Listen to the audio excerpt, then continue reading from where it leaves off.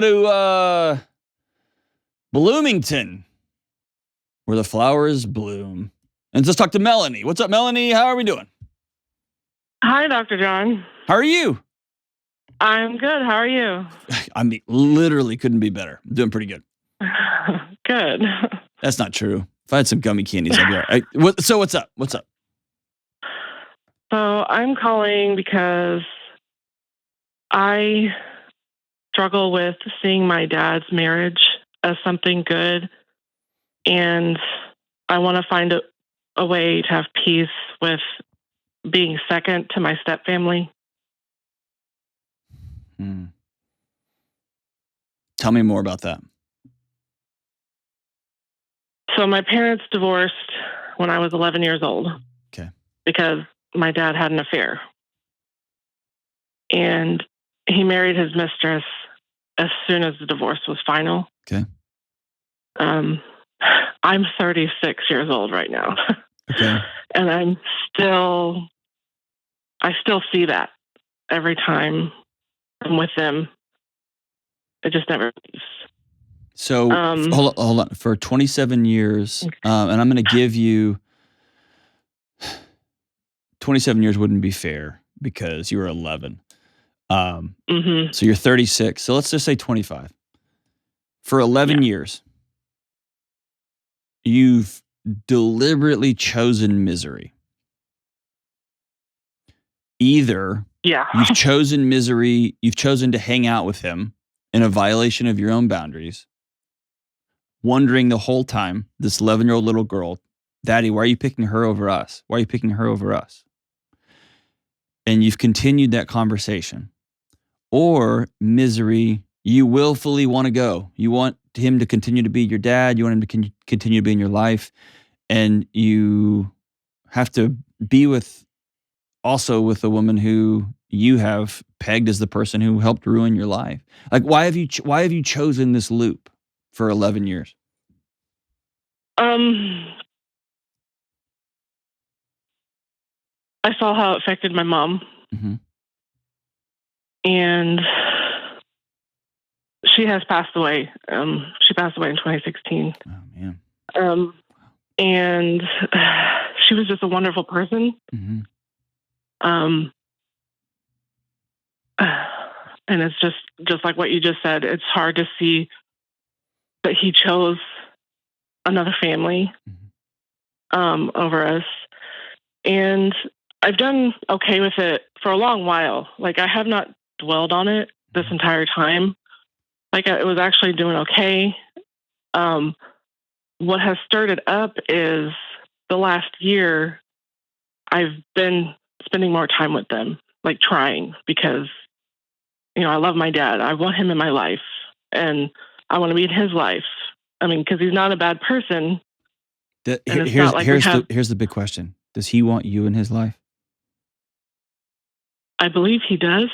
Okay.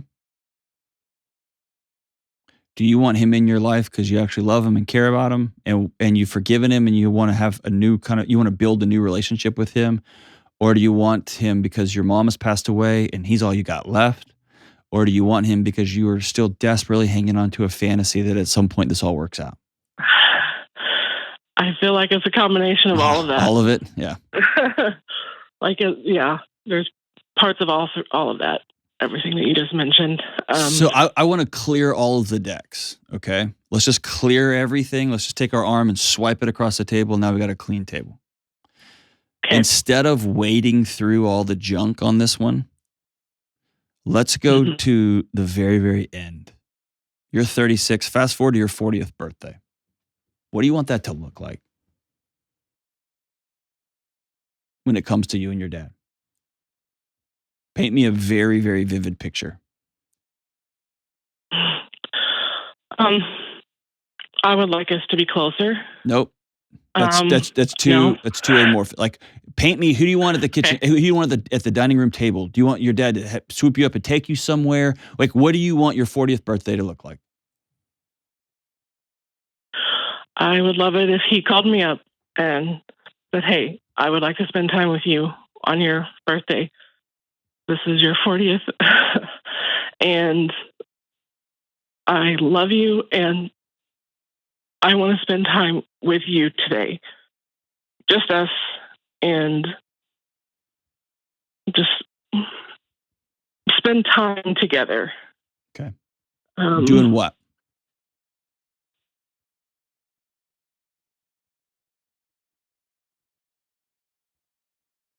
It doesn't even have to be anything big. Okay. We can go to dinner and talk. We can be at his house. And as long as she's not there, right? Well, it's not like I don't hate the woman. It's not that. I just have that block. I don't hate the woman. I mean, kind of you do. But so I want to go one layer deeper. Tell me, you're sitting at dinner with him. Mm-hmm. How do you feel? Like right now where you are, put your hand on your chest. How do you feel? You're sitting at a table with your dad.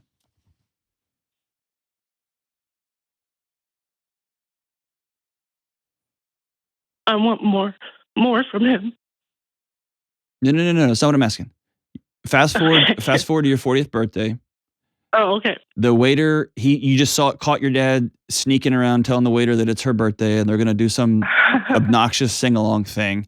And he sits back down and he smiles at you and he says, "Man, so glad to be doing this with you." How do you feel in that moment? I would feel very happy. Why? That's happy's cocaine and cotton candy. That's not real. How do you feel?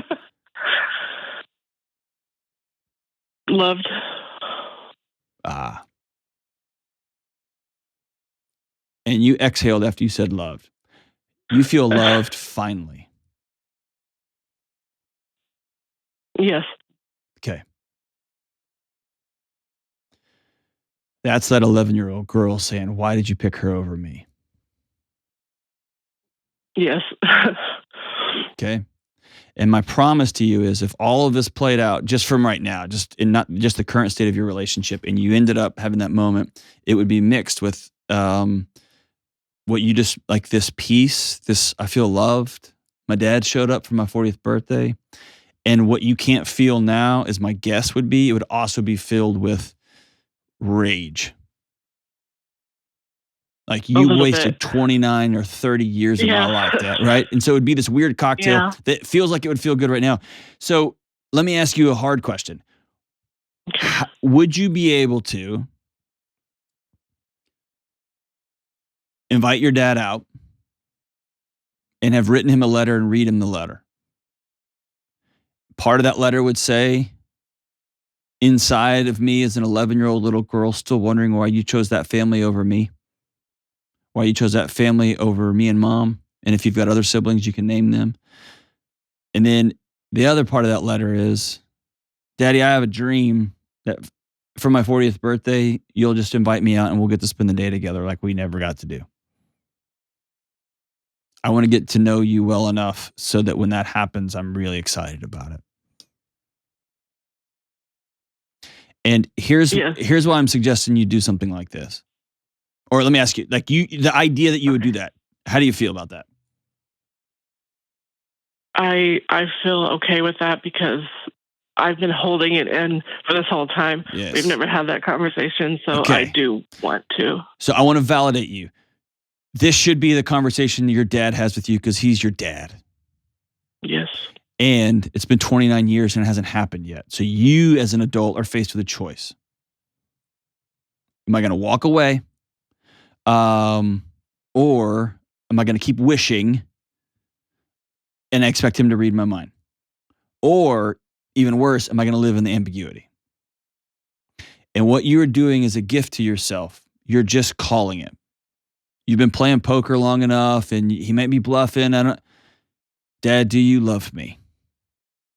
And when you ask it, when you sit down and read him this letter, he may stop halfway through and say, whoa, I'm out of here. I left this when you were 11 and I'm not here for it anymore. I mean, I'm not here for it now. He could walk out.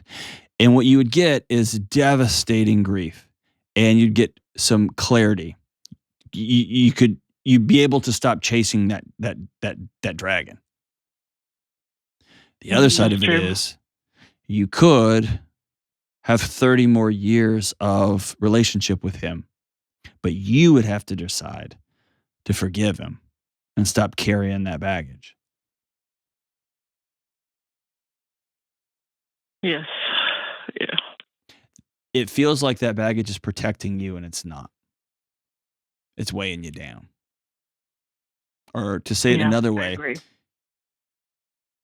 your hatred for him for what he did to your mom, combined with your love for him as an 11-year-old little girl still chasing him, chasing his blessing, chasing his blessing. That combination there, that's just you drinking poison. And unfortunately for him, he can't read your mind. And you're expecting him to be a mind reader. Just call me. And he should call his daughter, and he just hasn't. Yeah, no. And he probably can't give you a good reason. If you sat down and said, why didn't you call? He probably couldn't tell you. Other than maybe he said, I knew you'd be so disappointed, I didn't want to bother you. Because he might think he's a burden. Who knows? I don't want to get inside his head. I don't know why he's doing what he's doing. But at the end of the day, what comes next is on you. He has proven he's not going to do that. And if you told me, dude, I'm out of his life. I'm making peace with this. I'm going to write the letter. I'm not going to send it. I'm going to be done. I'm going to let him know how much he hurt me. I'm going to let him know all the great things that have happened since he walked out on me. And I am going to let him know of the things that I'm doing in my life and the things that are to come. He didn't get to be a part of that. Basically, you'd be grieving him just like you grieved your mom. He's gone. Yeah. Or you can choose to seek reconciliation, knowing that that's going to leave you open to be hurt again.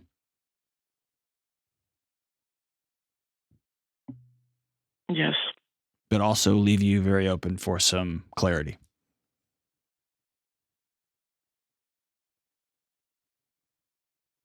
So what do you think? What are you going to do? I think I would like to write the letter and read it to him. I do want to give that a chance. Okay. Y'all live in the same town? Mostly. He was living out of state, but he's recently moved back. He comes back more than he used to. Gotcha. Okay. So that's how I've been able to spend more time with him. Gotcha. I can't tell you what to do in this situation. Yeah. I would also recommend that you take his relationship with your mom off of your plate. Because there will be dynamics to that relationship that you will never fully understand because you weren't in it. It wasn't your relationship. All you got to do is see it from one side and experience it as a child. So moving forward, things are about his relationship with you and the ways he's hurt you, the ways he's potentially blessed you. Both of those things are true. And what you two decide what comes next is going to look like. And I would even include that language in your letter. None of us can change what happened in the past. The only thing we can change is what happens next. And ask him, are you in? And then be prepared. This is the hard thing. Be prepared to tell him what in means. This means you take me to breakfast once a week, Dad, or once a month, Dad. This means we go to movies because you should have taken me to movies when we were kids and you never took me. So now you're playing catch up. Do you have kids of your own? No, I don't. Okay. Are you married? No. That was an awesome laugh.